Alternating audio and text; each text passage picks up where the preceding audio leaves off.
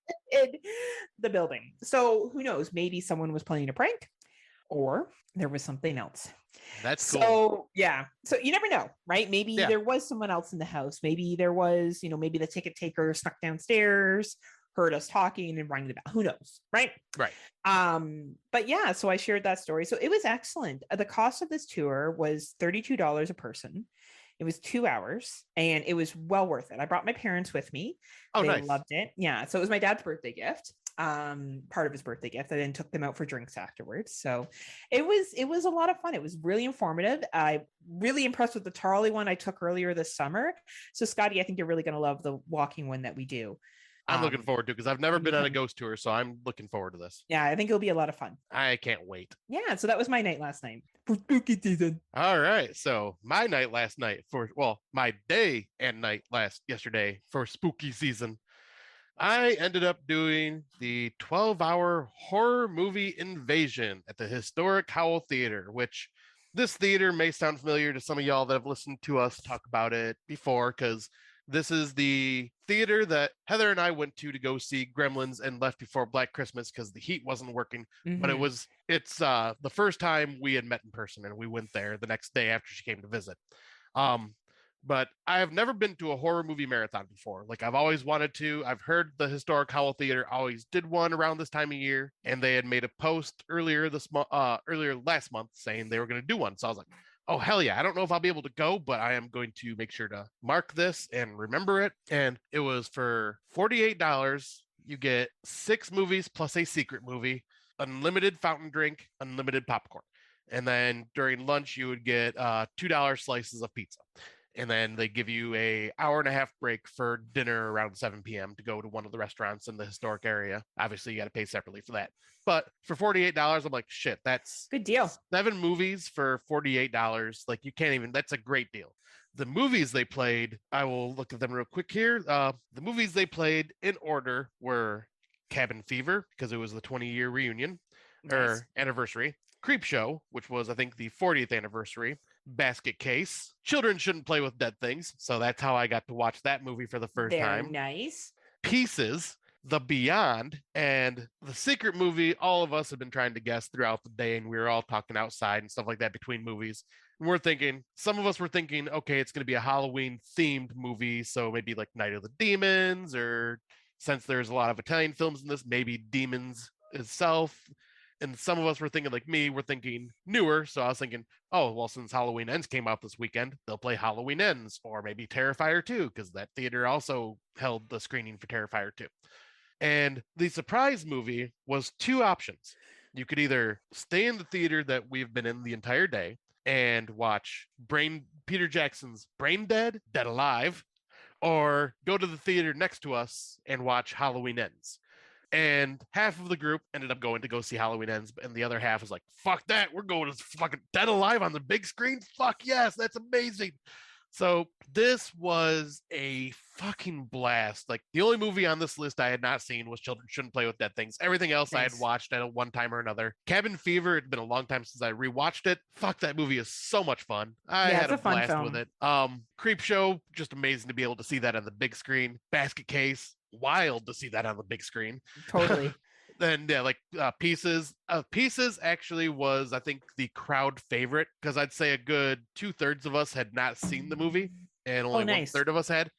And the crowd reaction was amazing. People were laughing their asses off at the ridiculous dialogue and silliness that was going on, and then being freaked out by a lot of the kills that were going on, because it's over the top in both ways. That's cool. I had not expected the crowd reaction to be like that, but that was like the biggest crowd reaction. And then The Beyond was, I think, left a lot of people really confused, because that movie's confusing. Yeah, but it is. But it was still cool to see on the big screen. And then Dead Alive, we were all just having a blast with that. Like, they had set up the theater with decorations, so there was like cardboard cutouts of different horror movie icons and stuff like that around. There was a guy presenting each movie. He was a screenwriter. He does comic books, and he does like independent films, and he is also a documentarian, I think it was, on exploitation, grindhouse, and horror of the 80s and 90s. Nice. So yeah, he had a lot of knowledge. They were doing trivia questions for each movie. So like the trivia questions would be based on Cabin Fever or based on Yeah. Creepshow, and it'd be before each and every one of the movies. That's cool. I got one of the trivia questions right on Cabin Fever, and it was the question, who plays the character Grim? And Grim is my favorite character in that movie, and that is Eli Roth, the fucking skater dude. He's in it for such a small amount of time, but I fucking love him in that movie.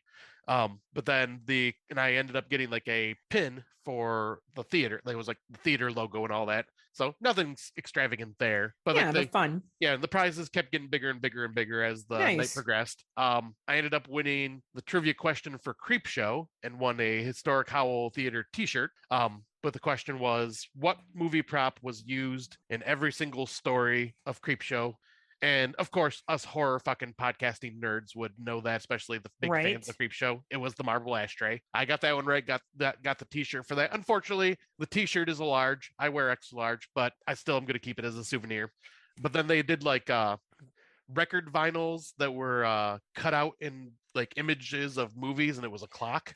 They were giving those out. They gave away a full-size theater poster of Halloween Ends. They gave away movies. They gave away all sorts of cool stuff. And yeah, I didn't do good on the other trivia questions because it was a lot of stuff I didn't know about with like the Italian films.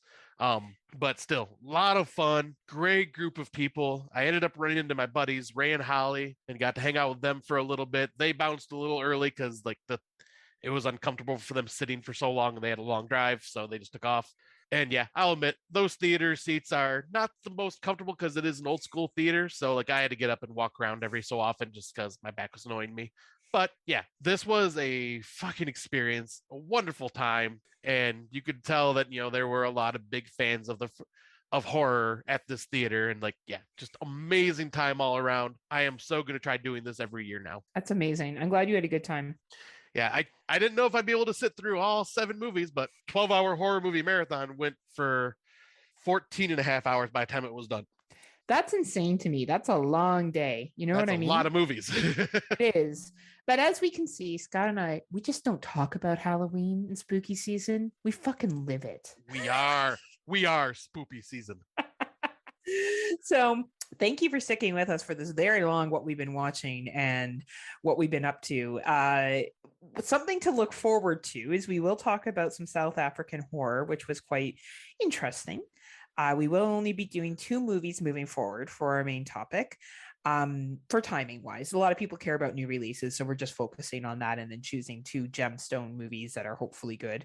And we have a very special Out of the Dark segment for all you Halloween fanboy, fangirl, fan persons, fan pups, fan cats, fan people, fan elephants, fan whoever you are, and whatever you fan unicorns. I'd love to be a unicorn. I am a unicorn.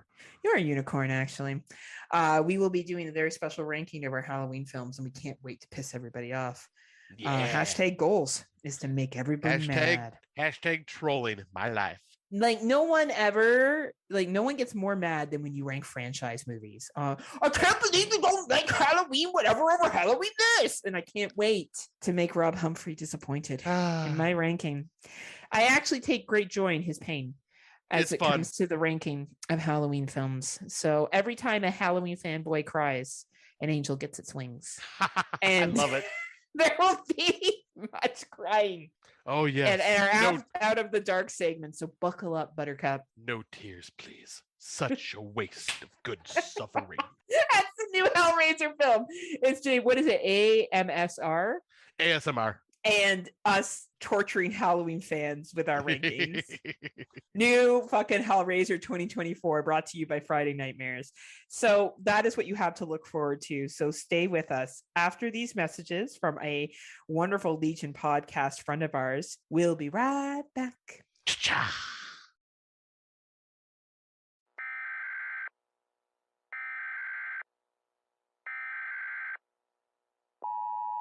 This is a test of the emergency podcasting system. Listen to the Psychosemantic Podcast. Politics, movies, and political movies. Find us on Facebook, iTunes, Stitcher, LegionPodcasts.com. the Psychosemantic Podcast.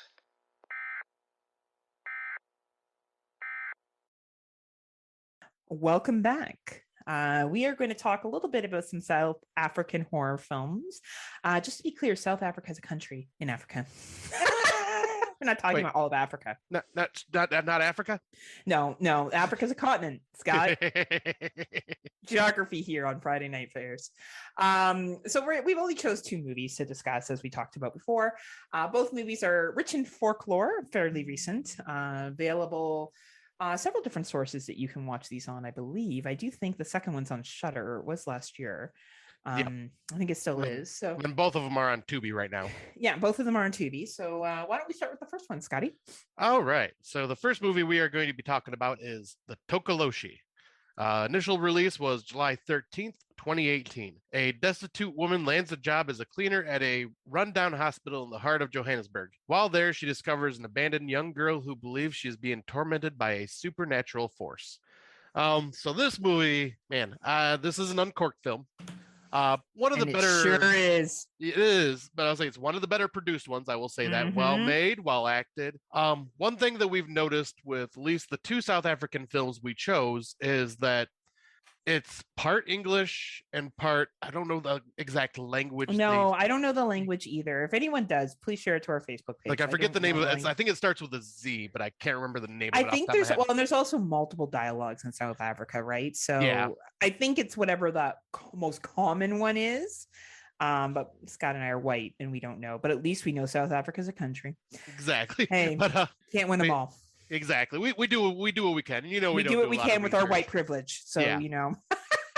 But with these two films, we noticed that they do like half English, half the language they speak. Yeah. Unfortunately, it does not seem like these South African films have subtitles for when they're speaking their own language. So I don't know if that is just something that, they don't have a translator for that language, or it's hard to translate into English, or what it is exactly. So these films can be kind of hard to follow. Especially this one, because I was watching this one, and when they are speaking English, it's very heavily accented. So, and it's also, which can also be very hard to understand, especially if you don't have closed captioning on.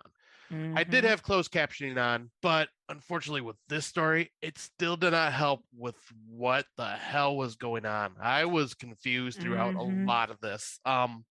I know the Tokoloshi is a supernatural folkloric creature that is from that specific area, and like I have heard about the Tokoloshi a couple of different times, and it's basically like the supernatural entity that steals children away. Yeah. And the plot to this, where I read the synopsis, that was like in the first like 30 minutes. Then after that, she's not a cleaner anymore and has like is on the run and just like she's on the run with the girl that she stole from the hospital that the Tokoloshi's stalking. Yep. And then the boss, for some reason, is stalking her from that job, like all the way till the end for some reason. Yeah, he's just a piece of shit. So I think that the reason why the Tokoloshi was there is because he sexually assaults and harasses and hurts young women that work there. I assume he's doing the same thing to the patients. You don't really figure that out, but I think that's the inclination of what's happening here. Yes. It's a shame that they didn't have the subtitles, because this had a really good opportunity to be a great folklore film.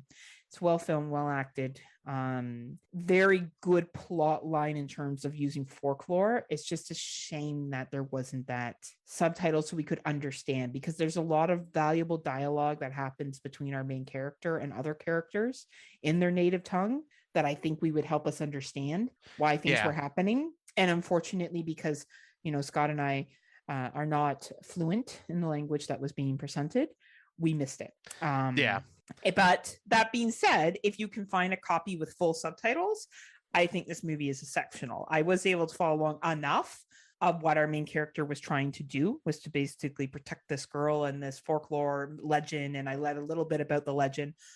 You're looking at the same kind of like folklore stuff that you see in a lot of different horror films.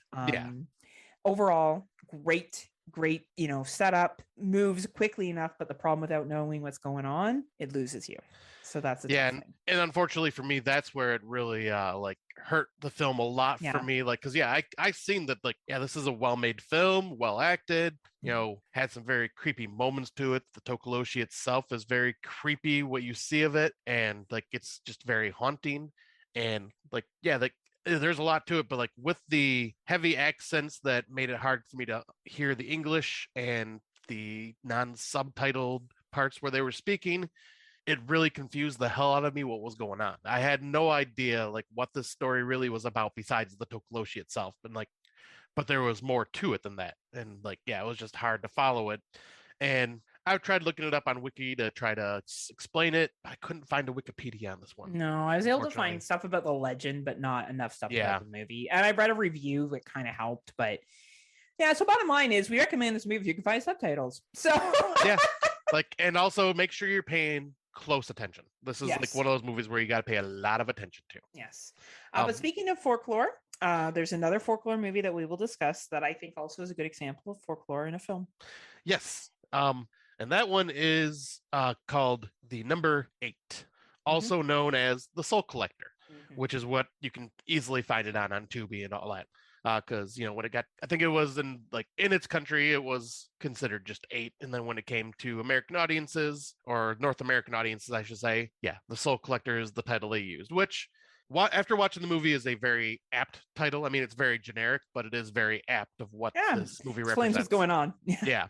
But it was released July 20, 2019. An old man who is forced to gather souls for all of time seeks atonement.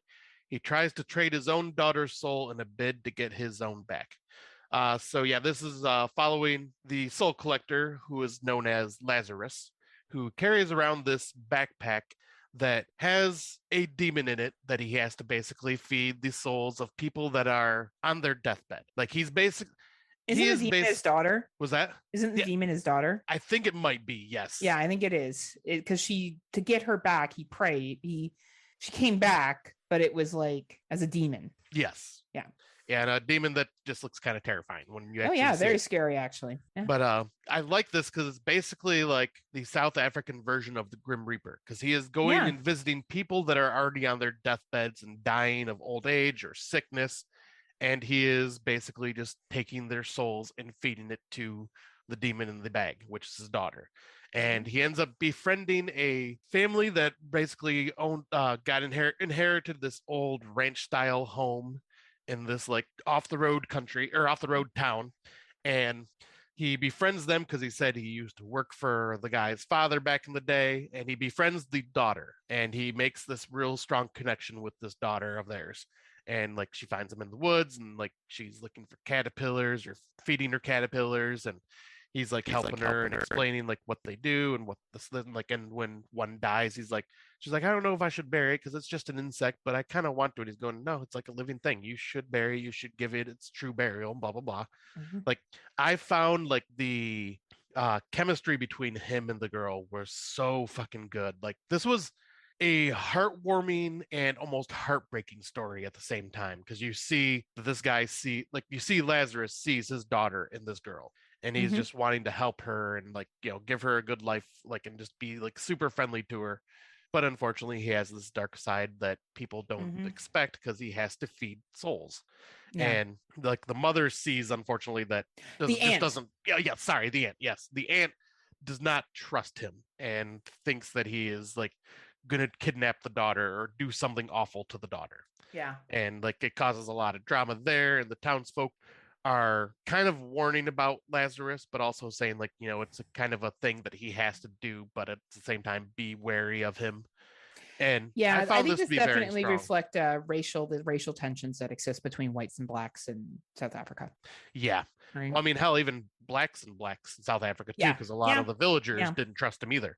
Yeah, and that was because of what they knew he was cursed, right? So that's why too, right? So I agree. I think you've done a good job of summing this up. I think the biggest thing I will say is that I think this movie is great on folklore. It's great on relationship development. The man that plays Lazarus is an exceptional actor. He sells this film. He sells his role. Does. He makes this movie good. And this is another example where the story is a very, set folklore story, but he brings it to life for North American and South African audience. Yeah. And I think that's the incredible piece about this. It's a pretty short runtime, an hour and a half. It's a mix of a feel good ending, talking about grief and withdrawal and loss, and what you'll do to get back to someone who you love and have that person back. I think Pet Cemetery, only I would say a more serious tone on it and Yes. a more storytelling kind of lesson learned from it. Overall, a great film. If you missed this one back in 2020, I think is when we watched it, even though it was till 2019. I don't think it was released here in North America until it was around 2020. 2020. Check it out. Yeah, this one, I love it. And this is the one, like, also just like the Tokoloshi, when they're speaking in their language, it's not subtitled, but it is done well enough to where you understand what is going on, and it's only he's only speaking that language to his daughter and to the villagers. And it almost is, I feel that one's almost done purposely to make you feel like you are not from this land. The audience is not from this land, so you are left to wonder what they're talking about. And I feel that just kind of adds to it. And I agree. And I feel there is more English spoken in this than there is in the other film. So it kind of helps the story along more. And it and I just feel it fits more. I agree with you, Scott. I think overall folklore in South African is done well. Yeah. I think folklore in other countries besides the United States and Canada is done well. And I think it's maybe because we're such young nations and we're kind of boring. Other nations have had so much more time, to really develop these folklores and believe in them. Yeah. And honestly, I think like if we had, because a lot of our folklore comes from the indigenous people from our lands. Oh, who we've taken the lands away from horribly. Yeah. But and their culture. Yeah. But like the folklore in these lands is really ripe. It's just we don't know it because we stole these lands from them and did horrible things to these people. But I think if we when I almost kind of want to, as we're continuing this theme, see if we can find a couple different indigenous themed movies. I think that'd be a great idea. Slashback was a great indigenous film, but I think that's what was the Blood something Shutter Canadian one? Yeah, the zombie one. Yeah, that one we could do and I want to see if there's any American versions of those types of films as well. For the indigenous people. I agree, but I would want something. Well, Prey technically was right. But I would like to see more by indigenous for indigenous. Yes. That's what I want. That's what I'm looking. Right? That's what I want to see if there is. Right. But I honestly, overall, folklore in other countries, foreign countries, I think is done really well. South African is one of them. If you can find the subtitle version for the first one we talked about, do it. If you can, 8, The Soul Collector, I think it's fine. I agree with you, Scott. You don't need subtitles. It'd be nice, but you don't need it to get what's going on. Yeah, that one was much easier to follow. And honestly, it's the better of the two. Just acting wise. I agree. Filming wise and story wise. Film. Yeah, it fits a very structured plot that you can follow easily. And I love the folklore of this. And once again, I'm loving just seeing all the folklore from all these different countries and the things that they have and they believe in. It's interesting and fascinating to me. It's interesting. It's true international horror and true folklore. But now I think as we move into the Out of the Dark, we're going to talk about a folklore that's much loved and to many people around the world, and it is a folklore of Michael Myers. The famous John Carpenter film from 1978, Halloween. Time to dive into these rankings. We're going to do a full detailed review of Halloween 1978 because no one's ever done that before. And Scott and I are going to definitely analyze why Michael knows how to drive, and we're going to fucking figure this shit out. And finally, we'll answer Brandon Orlick's question of how does Michael drive here on Friday Nightmares. Just kidding. That's not what we're doing.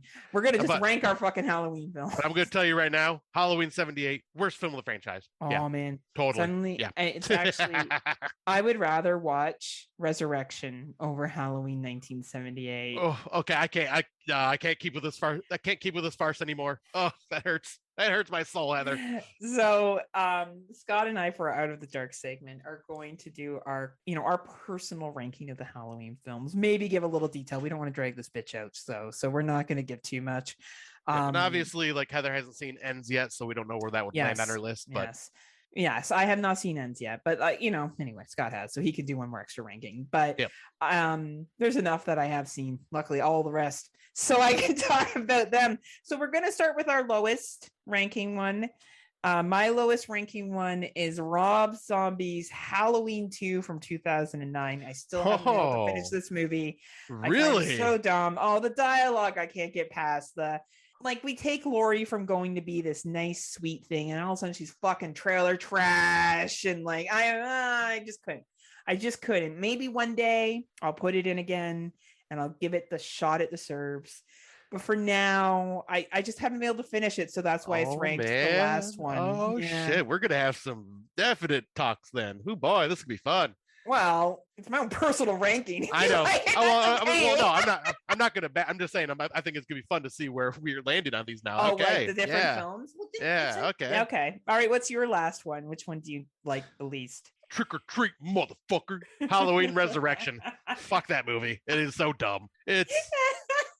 I can't even say anything else about this movie. It's just stupid. I mean, bravo for the movie to kill off killing off Laurie Strode right in the fucking beginning. Like in the first 10 minutes of the movie?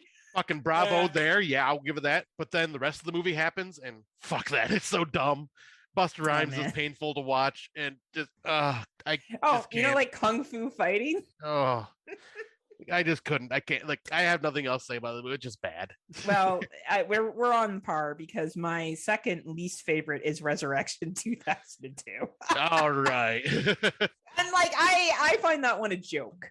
Honestly, the problem is that it's only funny for half of it because the other half you're like, fuck, when is this motherfucker gonna be done? And they got the AL chat room going on, or they're trying to direct her how to survive. And I feel like it just took, oh my god, reality shows like Big Brother are a big thing right now.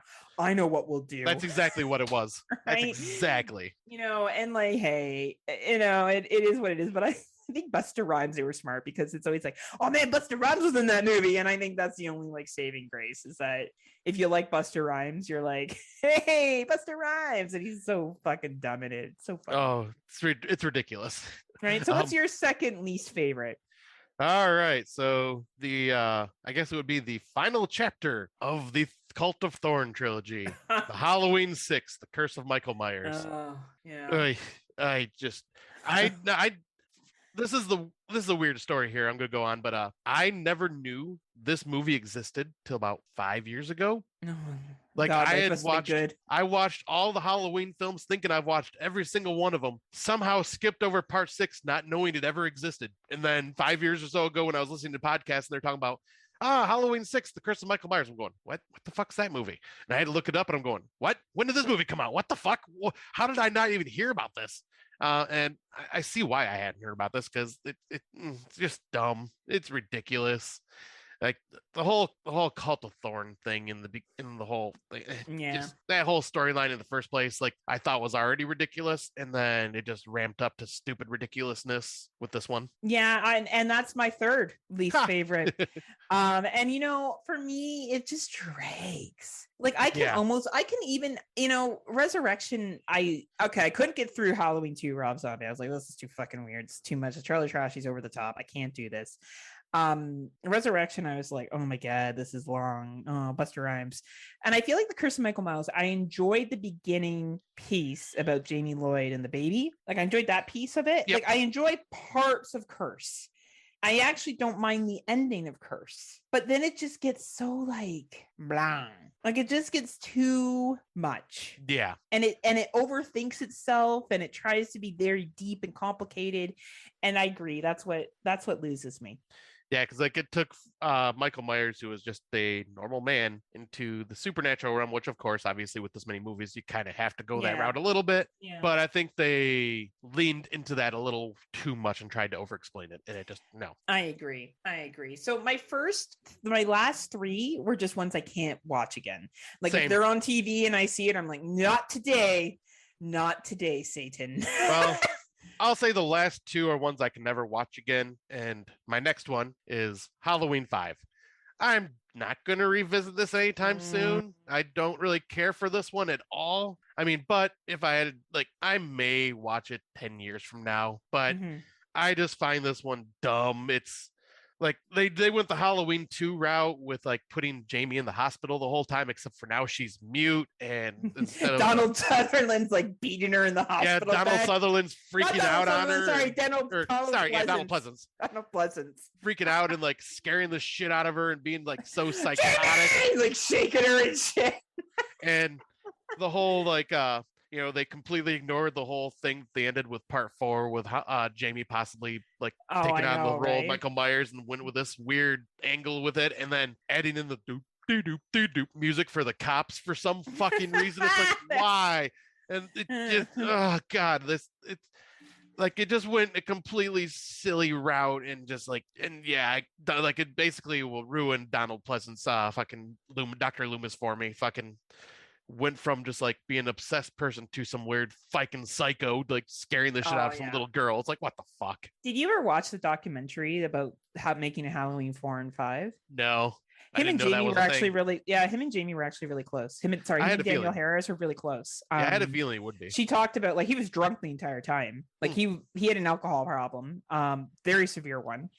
But he always was kind to her, and I guess he was only there for like they shot his scenes all in one like a couple of days. That makes sense, right? And he said when he left, he demanded that she have his trailer because she was a star now. Ah, nice. Right. So that's like sweet. I have a little bit of a soft spot for Donald Pleasance because I do. Yeah. Well, I love Donald Pleasance. Right.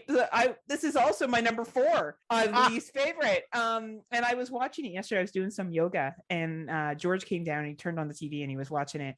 And he was like, "Oh man, like this is how which Halloween is it, right?" Like he likes to tease me, like, "You know which one this is?" And I'm like, "It's Halloween 5." He's like, "Oh well, yeah," but I don't mind it. I'll be honest, I don't mind it. I do like 4 and 5 as a pairing.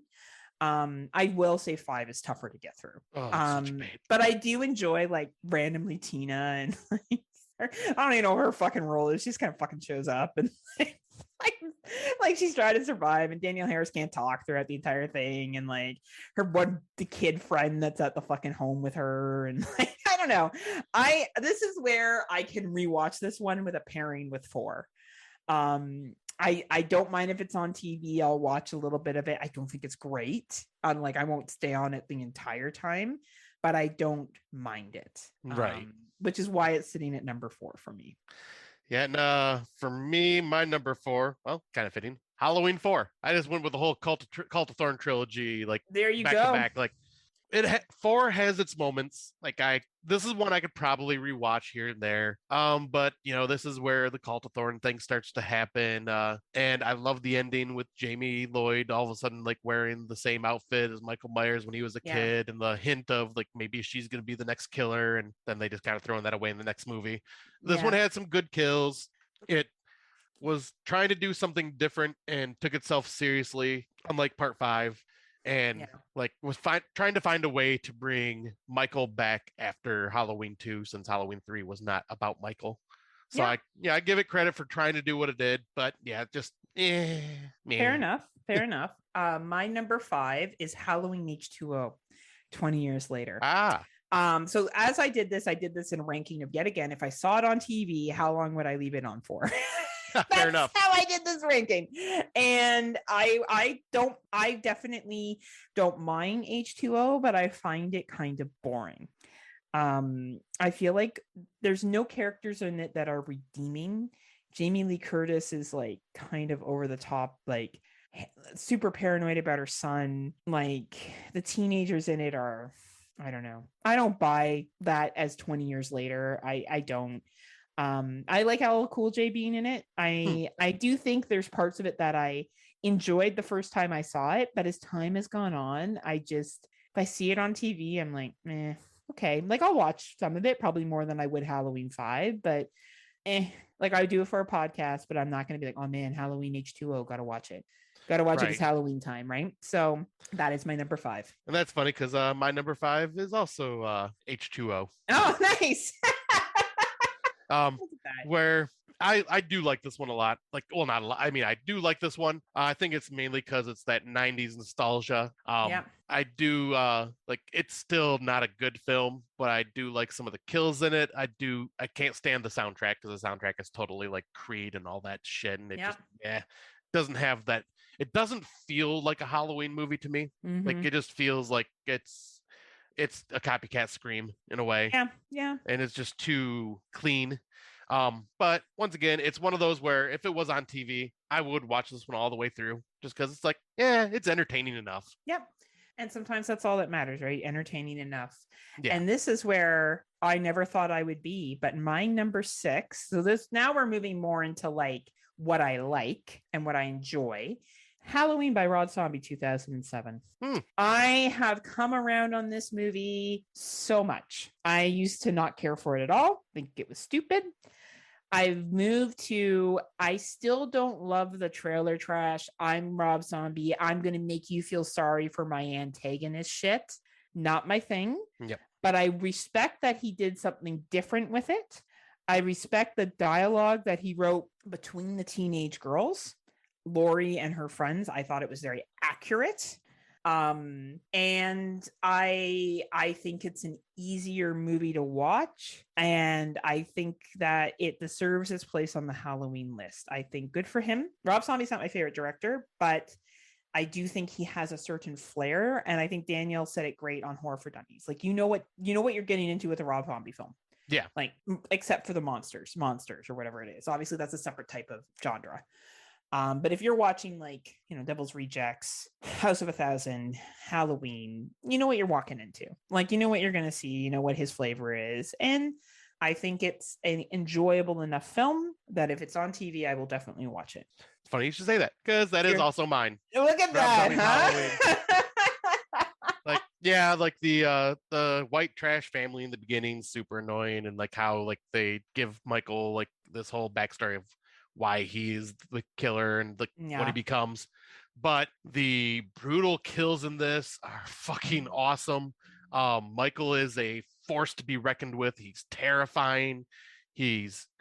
I would say he is the scariest Michael Myers, like just in sheer force, where the other ones are terrifying in their own way, but just in sheer force and way he does things, it's very scary and like just very animalistic. Mm-hmm. And yeah, I agree with like the dialogue between Lori and her friends, and like how and their dialogue feels like how the dialogue would be for teenagers at that time. And I love that was it Sheriff Prackett? Yeah. I love that that's Brad Dourif. That Brad Dourif is in this, and he does such an amazing job. And it is heartbreaking to me to hear him like freak out and cry when he finds his daughter like just laying what he assumed is either hurt or dead, and his emotions there are just so heartbreaking as a father. Yeah, good acting. Yeah, good acting, I mean, right? Brad Dourif is incredible always. Right. And like I found this to be entertaining.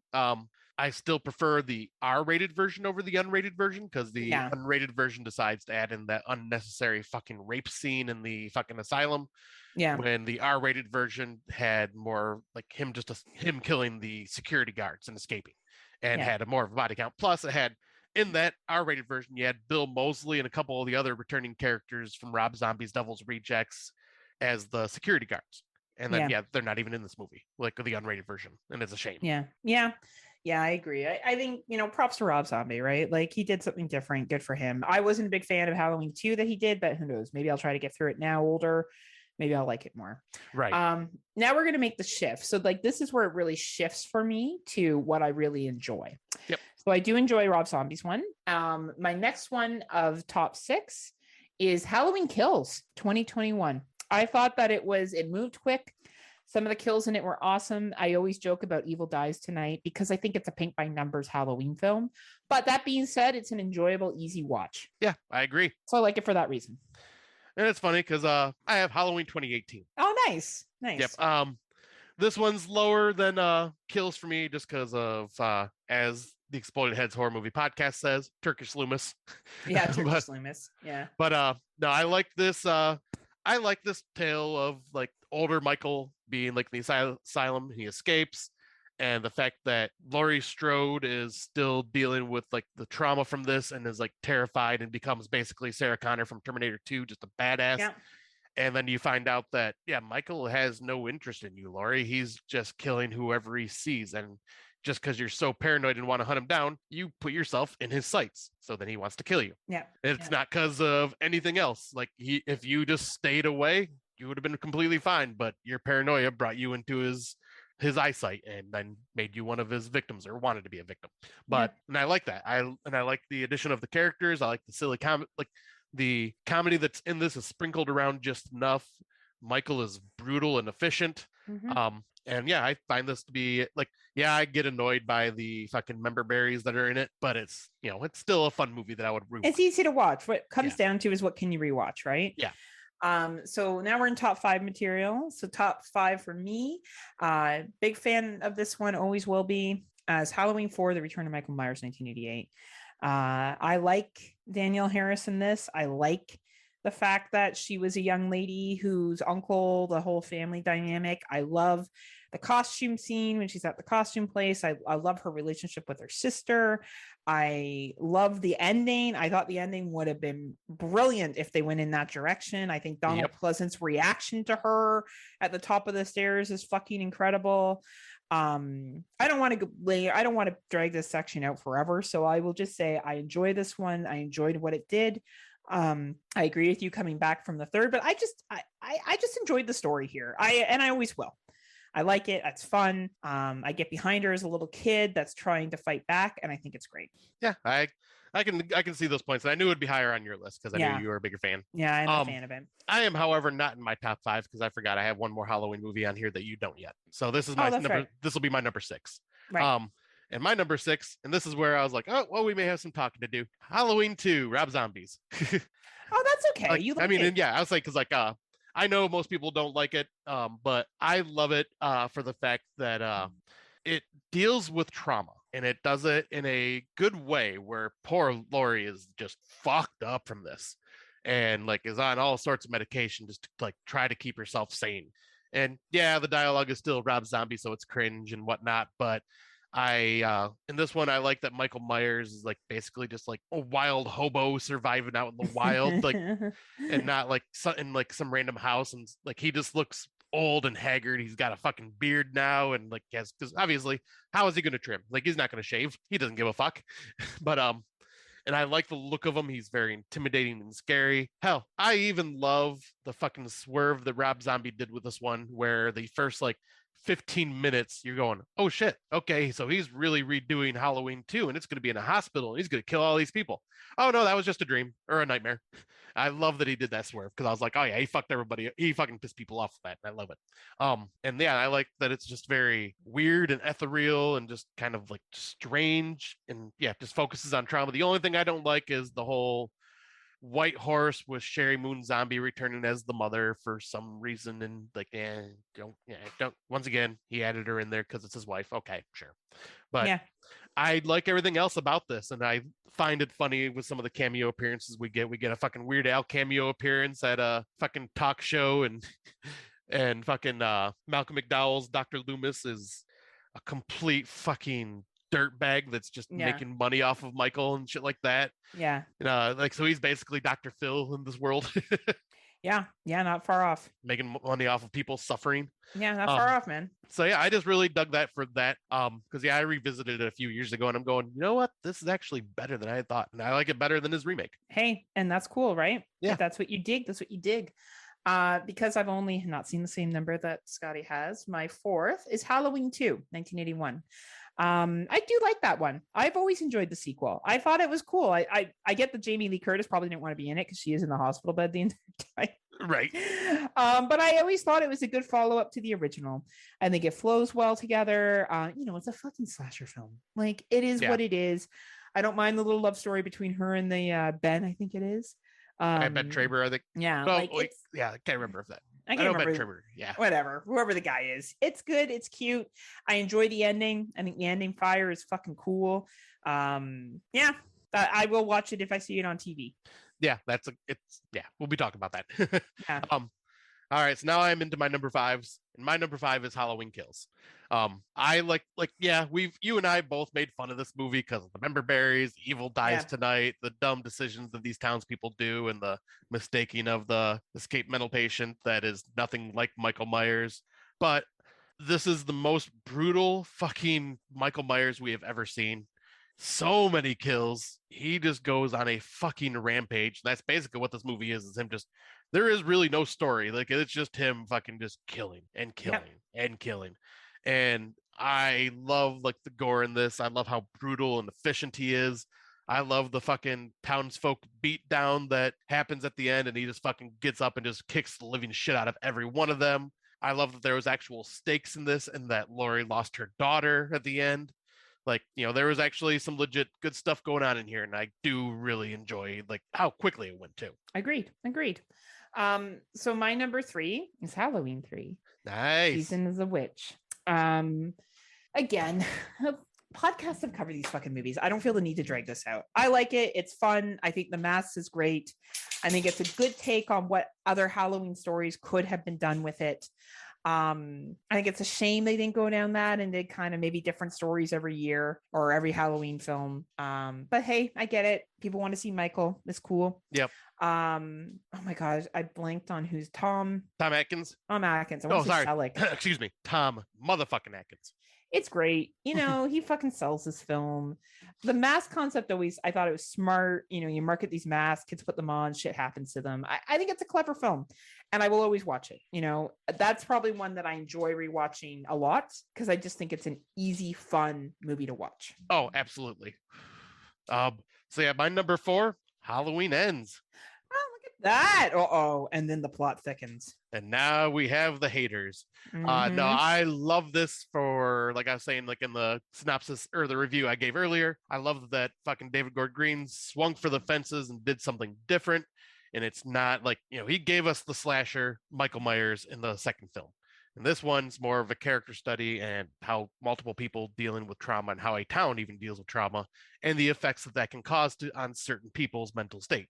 And I love this, and the soundtrack is amazing. It's beautifully shot, and it's got like this like a good story that goes quick. And like yeah, I liked all the characters in this. Like every character had meaning and purpose to them.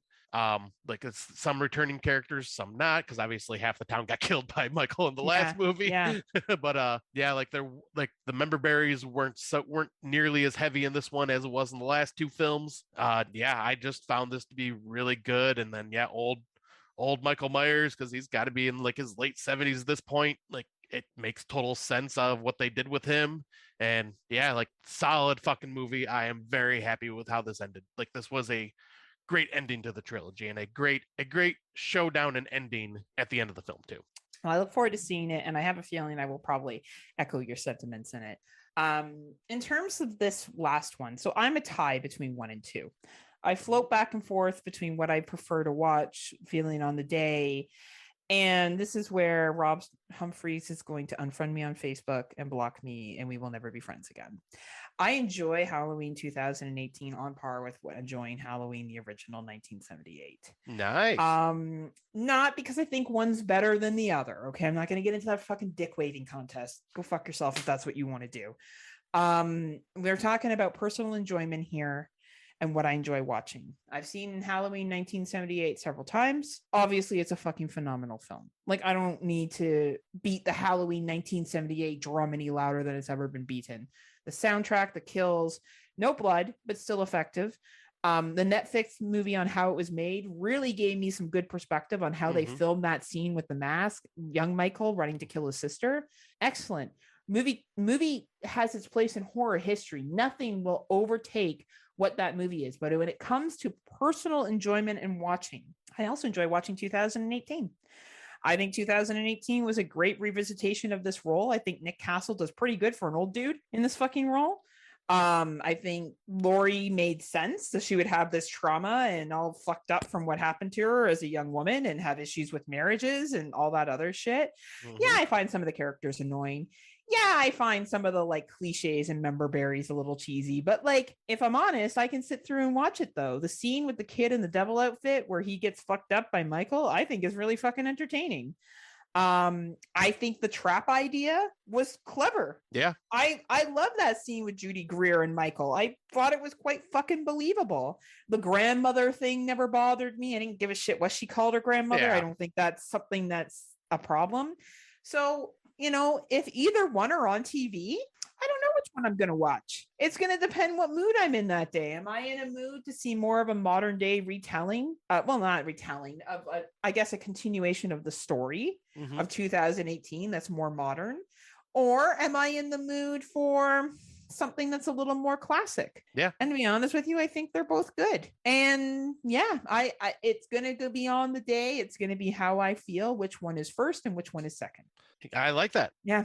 That makes total sense. I was like, and I can't fault you for any of that. I was like, because I like those movies as well. Right. My top three are going to be. I'll just kind of, since you've already given yours since away, I've kind of yeah. I'll just run through my top three because it's very simplistic. So Halloween 3, or number 3 is Halloween 3, Season of the Witch. Tom Atkins, they did something completely different. Fucking masks, awesome, love it. You know, what can be said about this film? It's fun, it's different. I like the idea of, you know, trying to do an anthology series with this instead of like continuing Michael Myers. Unfortunately, it didn't work. Yeah. But then of course, then my number 2 is Halloween 2. Just love it. It's like an old school slasher. I love the Laurie Strode being fucking Michael Myers' sister. I know not many people do, but I like that aspect of it. I don't like where it continued on from here, but I like this one with it, and I like the ideas behind it, and I love it being set in a hospital that it's like late night and not a lot of people are around. Yeah. I love that final confrontation with him and Dr. Loomis and the fucking catching him on fire and just kicking the shit out of him, and like, which is interesting because in Halloween Kills they catch him on fire again. Yeah. Or not Halloween Kills, sorry, Halloween 2018. Sorry. Sorry, well, no, it is kind of Halloween. Well, 2018 and Kills because he comes out of the house when it's on fire. Right. That's true. That's true. Yeah. But yeah, I love Halloween 2. Like, and then obviously number 1's Halloween 78. I like, it's literally 1, 2, 3. Like, Yeah, I nice. love all three of those movies.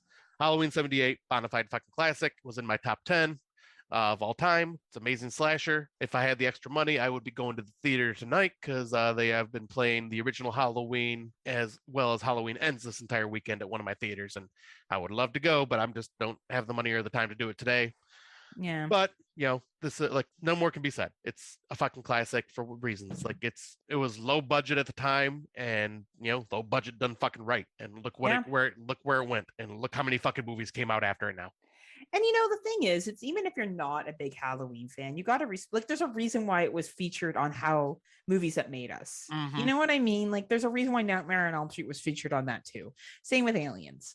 Yeah. Like, these are movies that have its place in Hollywood history. Yeah, not just horror history, but Hollywood history, right? But I think what it comes down to is, if we look at the Michael Myers original film, or Halloween 1978, Michael Myers wasn't a thing. He was the shape. He was nothing. He was just some dude fucking slicing and dicing people, and his name happened to be Michael.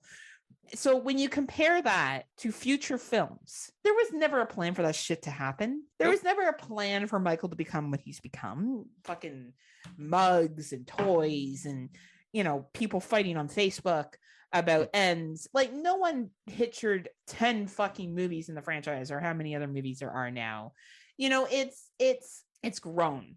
Yeah. So I think that, you know, when we compare to 1978, I almost feel like 1978 shouldn't even be in the pile, because it's such a separate fucking film that never was planned for these fucking sequels. And then the sequels kind of just built on it. Right. And that's how you could argue any franchises. You have the original, and then you have everything that's come after that. And it's always added on to, adapted from, taken the story and twisted it, and made that character into what it is today, right? So these were our rankings. Take them as you wish. I hope Rob's really mad about my loving of 2018 and 1978, and you know, together. Well, and he already told me I was wrong for having Halloween Ends at number 4.